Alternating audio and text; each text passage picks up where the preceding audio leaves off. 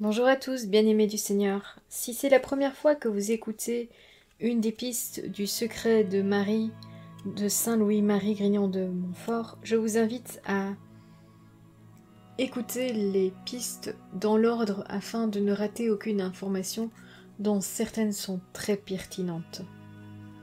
Au nom du Père, du Fils, du Saint-Esprit. Amen. Viens, Esprit Saint, viens par la puissante intercession du cœur immaculé de Marie, ton épouse bien-aimée. Viens, Esprit Saint, viens par la puissante intercession du cœur immaculé de Marie, ton épouse bien-aimée. Viens, Esprit Saint, viens par la puissante intercession du cœur immaculé de Marie, ton épouse bien-aimée. Demandons à Dieu la grâce de comprendre et goûter ce mystère divin. Ave Maris Stella, salut, étoile de la mer, sainte mère de Dieu, mère qui resta vierge, heureuse porte du ciel. Toi qui fus saluée par l'ange Gabriel, mère des vivants, Ève nouvelle, accorde-nous la paix. Brise les liens des pécheurs, donne la lumière aux aveugles, écarte de nous le mal, obtiens-nous de Dieu le bonheur. Montre toujours que tu es mère, qu'il reçoive de toi nos prières, celui qui s'est fait ton enfant, celui qui, pour nous, s'est fait chair. Vierge qui n'a pas d'égal, Vierge douce entre toutes, obtiens-nous le pardon, donne-nous un cœur humble et pur. Rends sainte notre vie, rends sûre notre route, afin que, contemplant Jésus, nous partagions sans fin ta joie. Louange à Dieu le Père, gloire au Christ souverain, ainsi qu'au Saint-Esprit, aux trois le même honneur. Veni Creator. Viens, Esprit Créateur, nous visiter, viens éclairer l'âme de tes fils, emplis nos cœurs de grâce et de lumière, toi créa toutes choses avec amour. Toi le don, l'envoyé du Dieu très haut, tu t'es fait pour nous le défenseur, tu es l'amour, le feu, la source vive, force et douceur de la grâce du Seigneur. Donne-nous les 7 dons de ton amour, toi le doigt qui œuvre au nom du Père, toi dont il nous promit le règne et la venue, toi qui aspires nos lèvres pour chanter. Mets en nous ta clarté, embrase-nous, en nos cœurs répand l'amour du Père, viens fortifier nos corps dans leur faiblesse, et donne-nous ta vigueur éternelle. Chasse au loin l'ennemi qui nous menace, hâte-toi de nous donner la paix, afin que nous marchions sous ta conduite, et que nos vies soient lavées de tout péché. Fais-nous voir le visage du Très-Haut, et révèle-nous celui du Fils, et toi l'Esprit commun qui les rassemble, viens en nos cœurs qu'à jamais nous croyons en toi. Gloire à Dieu notre Père dans les cieux, gloire au Fils qui monte des enfers, gloire à l'Esprit de force et de sagesse, dans les siècles des siècles. Amen. Numéro 60. Outre la pratique intérieure de cette dévotion dont nous venons de parler, il y en a d'extérieurs qu'il ne faut pas omettre ni négliger. Numéro 61. La première, c'est de se donner à Jésus-Christ en quelques jours remarquables, par les mains de Marie, de laquelle on se fait esclave, et de communiquer à cet effet ce jour-là, et le passer en prière, laquelle consécration on renouvellera au moins tous les ans, ou même tous les jours. Numéro 62. La seconde pratique, c'est de donner tous les ans, au même jour, un petit tribut à la très Sainte Vierge, pour lui marquer sa servitude et sa dépendance. Ça a toujours été l'hommage des esclaves envers leur maître. Or, ce tribut est ou quelque mortification, ou quelque aumône, ou quelque pèlerinage, ou quelque prière. Le bienheureux marin, au rapport de son frère, Saint Pierre d'Amiens, prenait la discipline publiquement tous les ans, au même jour, devant un autel de la Sainte Vierge.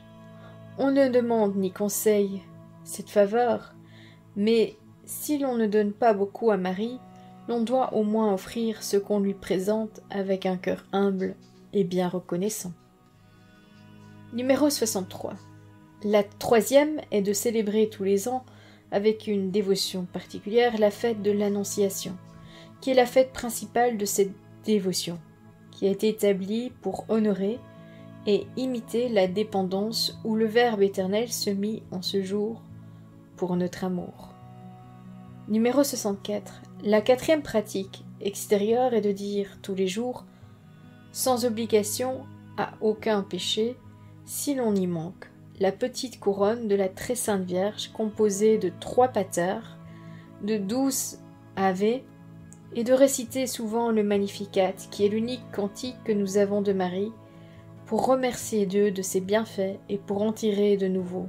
Surtout, il ne faut pas manquer de le réciter après la Sainte Communion, pour action de grâce, comme le savant Gerson tient que la Sainte Vierge même faisait après la Communion. Numéro 65. Le 5e, c'est de porter une petite chaîne bénie au cou ou au bras ou aux pieds ou au travers du corps. Cette pratique peut absolument s'omettre, sans intéresser le fond de cette dévotion. Mais cependant, il serait pernicieux de la mépriser et de la condamner, et dangereux de la négliger. Voici les raisons qu'on a de porter cette marque extérieure. Premièrement, pour se garantir des funestes chaînes du péché originel et actuel dont nous avons été liés. Deuxièmement, pour honorer les cordes et les liens amoureux dont notre Seigneur a bien voulu être garrottés pour nous rendre vraiment libres. Troisièmement, comme ces liens sont des liens de charité, tram os in vinculis caritatis, voir le livre d'Osée chapitre 11 verset 4, c'est pour nous faire souvenir que nous ne devons agir que par le mouvement de cette vertu. Quatrièmement, enfin, c'est pour nous faire ressouvenir de notre dépendance de Jésus et de Marie, en qualité d'esclave, qu'on a coutume de porter semblable chaîne. Plusieurs grands personnages qui s'étaient faits esclaves de Jésus et de Marie estimaient tant cette chaîne qu'ils se plaignaient de ce qu'il ne leur était pas permis de les traîner publiquement à leurs pieds comme des esclaves des Turcs. Ô chaîne plus précieuse et plus glorieuse que les colliers d'or et de pierres précieuses de tous les empereurs, puisqu'elle nous lie à Jésus-Christ et à sa sainte mère, et en sont les illustres marques et livrées. Il faut remarquer qu'il est à propos que les chaînes, si elles ne sont pas d'argent, soient au moins de fer à cause de la commodité. Il ne faut jamais quitter pendant la vie, afin qu'elles nous puissent accompagner jusqu'au jour du jugement. Quelle joie, quelle gloire, quel triomphe pour un fidèle esclave, au jour du jugement, que ses os, au son de la trompette, se lèvent de terre, encore liés par la chaîne de l'esclavage, qui apparemment ne sera point pourrie. Cette seule pensée doit animer fortement un dévot esclave à ne la jamais quitter, quelque incommode qu'elle puisse être à la nature. Oraison à Jésus, numéro 66. Mon aimable Jésus, permettez-moi de m'adresser à vous pour vous témoigner la reconnaissance où je suis de la grâce que vous m'avez faite en me donnant à votre sainte mère par la dévotion de l'esclavage, pour être mon avocate auprès de votre majesté, et mon supplément universel dans ma très grande misère. Hélas, Seigneur, je suis si misérable, que sans cette bonne mère, je serais infailliblement perdu.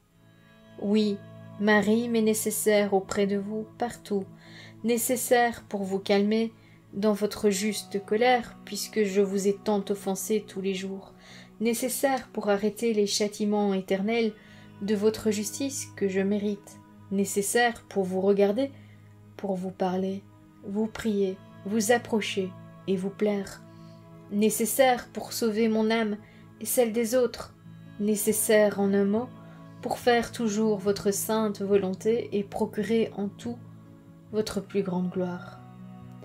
Ah, que ne puis-je publier par tout l'univers cette miséricorde que vous avez eue envers moi, que tout le monde ne connaît-il que sans Marie, je serais déjà damné. Que ne puis-je rendre de dignes actions de grâce d'un si grand bienfait? Marie est en moi, ac facta es mihi. Ah, quel trésor! Ah, quelle consolation! Et je ne serai pas, après cela, tout à elle. Oh, quelle ingratitude, mon cher Sauveur! Envoyez-moi plutôt la mort que ce malheur m'arrive, car j'aime mieux mourir que de vivre sans être tout à Marie. Je l'ai 1000 et 1000 fois prise pour tout mon bien, avec saint Jean l'évangéliste, au pied de la croix, et je me suis autant de fois donné à elle, mais si je ne l'ai pas encore bien fait selon vos désirs, mon cher Jésus, je le fais maintenant, comme vous le voulez que je fasse, et si vous voyez en mon âme, en mon corps quelque chose qui n'appartient pas à cette auguste princesse, je vous en prie de me l'arracher et de le jeter loin de moi, puisque n'étant pas à Marie, il est indigne de vous. Numéro 67. Ô Saint-Esprit, accordez-moi toutes ces grâces et plantez, arrosez et cultivez en mon âme l'aimable Marie, qui est l'arbre de vie véritable, afin qu'il croisse, qu'il fleurisse et apporte du fruit, de vie avec abondance. Ah, Saint-Esprit, donnez-moi une grande dévotion et un grand penchant vers votre divine épouse, un grand appui sur son sein maternel et un recours continuel à sa miséricorde, afin qu'en elle, vous formiez en moi Jésus-Christ au naturel grand et puissant, jusqu'à la plénitude de son âge parfait. Ainsi soit-il. Oraison à Marie pour ses fidèles esclaves. Numéro 68. Je vous salue Marie, fille bien-aimée du Père éternel. Je vous salue Marie, mère admirable du Fils. Je vous salue Marie, épouse très fidèle du Saint-Esprit. Je vous salue Marie, ma chère mère, mon aimable maîtresse et ma puissante souveraine. Je vous salue ma joie, ma gloire, mon cœur et mon âme. Vous êtes tout à moi par miséricorde et je suis tout à vous par justice. Je ne le suis pas encore assez. Je me donne à vous tout entier de nouveau, en qualité d'esclave éternel, sans rien réserver pour moi ni pour autre. Si vous voyez encore en moi quelque chose qui ne vous appartient pas, je vous en supplie de le prendre en ce moment et de vous rendre la maîtresse absolue de mon pouvoir, de détruire et déraciner et d'y anéantir tout ce qui déplaît à Dieu et d'y planter, d'y élever et d'y opérer tout ce qui vous plaira.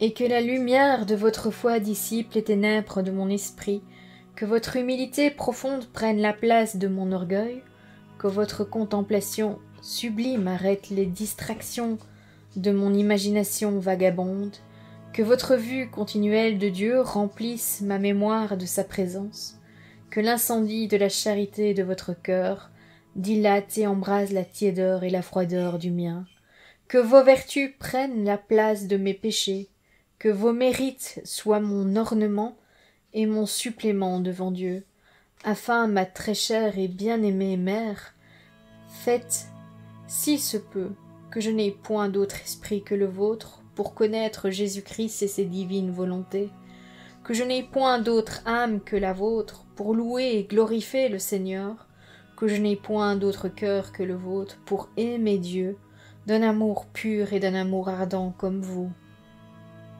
Numéro 69. Je ne vous demande ni vision, ni révélation, ni goût, ni plaisir même spirituel.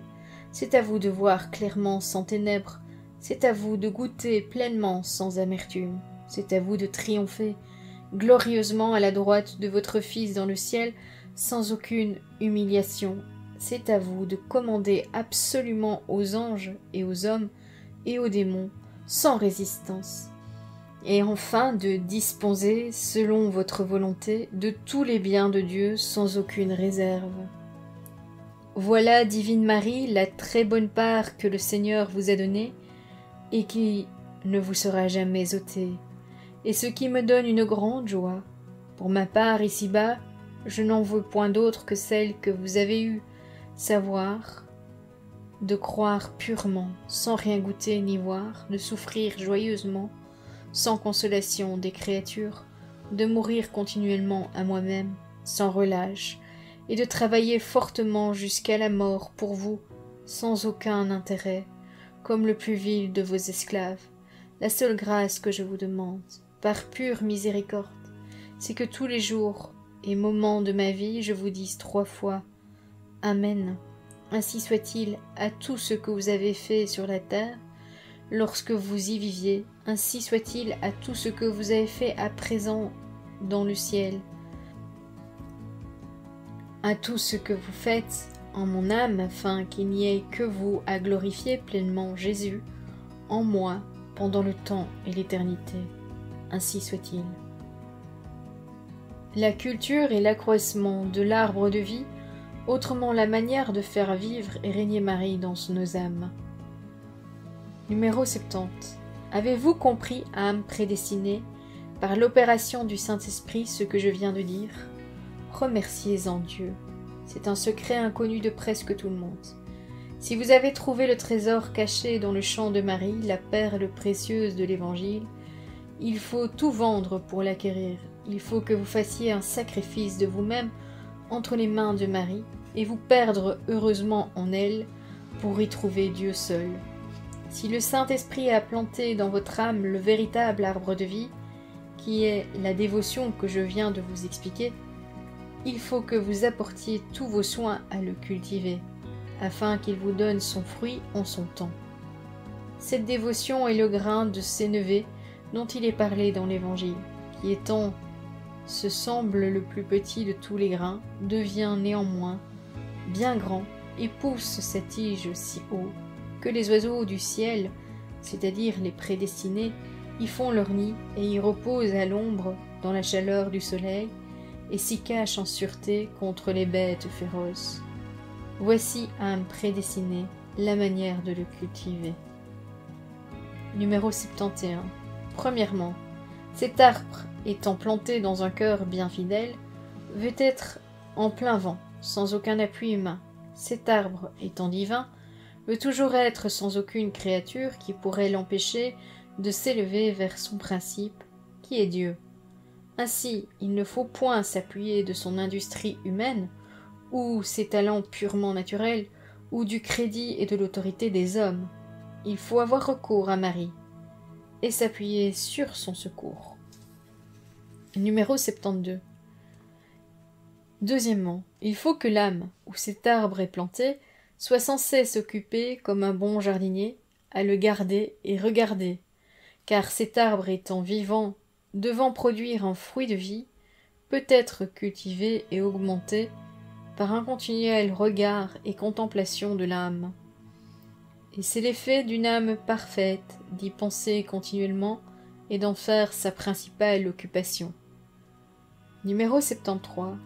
Il faut arracher et couper les chardons et les épines qui pourraient suffoquer cet arbre, avec le temps ou l'empêcher d'apporter son fruit.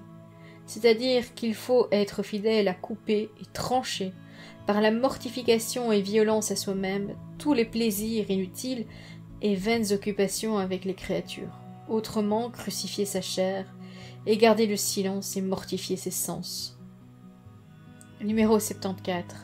Troisièmement, il faut veiller à ce que les chenilles ne l'endommagent point. Ces chenilles sont amour-propre de soi-même et de ses aises, qui mangent les feuilles vertes et les belles espérances que l'arbre avait du fruit. Car l'amour de soi-même et l'amour de Marie ne s'accordent aucunement. Numéro 75. Quatrièmement, il ne faut pas laisser les bêtes en approcher. Ces bêtes sont les péchés, qui pourraient donner la mort à l'arbre de vie par leurs seuls attouchements. Il ne faut pas même que leur haleine donne dessus, c'est-à-dire les péchés véniels, qui sont toujours très dangereux, si on ne s'en fait point de peine. Numéro 76. Cinquièmement, il faut arroser continuellement cet arbre divin de ses communions, ses messes et autres prières publiques et particulières, sans quoi cet arbre cesserait de porter du fruit. C'est le numéro 77. Sixièmement, il ne faut pas se mettre en peine s'il est soufflé et secoué du vent, car il est nécessaire que le vent des tentations le souffle pour le faire tomber, que les neiges et les gelées l'entourent pour le perdre, c'est-à-dire que cette dévotion à la Sainte Vierge sera nécessairement attaquée et contredite, mais pourvu qu'on persévère à la cultiver, il n'y a rien à craindre. Numéro 78. Âme prédestinée. Si vous cultivez ainsi votre arbre de vie nouvellement planté par le Saint-Esprit en votre âme, je vous assure qu'en peu de temps, il croîtra si haut que les oiseaux du ciel y habiteront, et il deviendra si parfait qu'enfin il donnera son fruit l'honneur et de grâce en son temps, c'est-à-dire l'aimable et adorable Jésus qui a toujours été et qui sera l'unique fruit de Marie.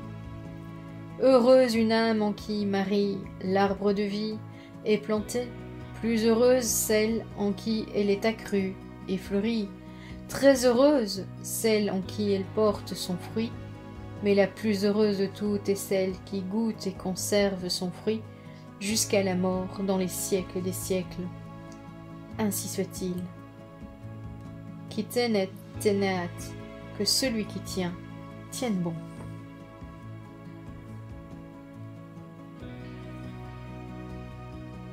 Consécration. Je vous choisis aujourd'hui, ô Marie, en présence de toute la cour céleste, pour ma mère et ma reine, je vous livre et consacre en toute soumission mon corps et mon âme, mes biens intérieurs et extérieurs, et la valeur même de mes bonnes actions passées, présentes et futures, vous laissant un entier et plein droit de disposer de moi et de tout ce qui m'appartient, sans exception, selon votre bon plaisir, à la plus grande gloire de Dieu dans le temps et l'éternité. Au nom du Père, du Fils, du Saint-Esprit. Amen.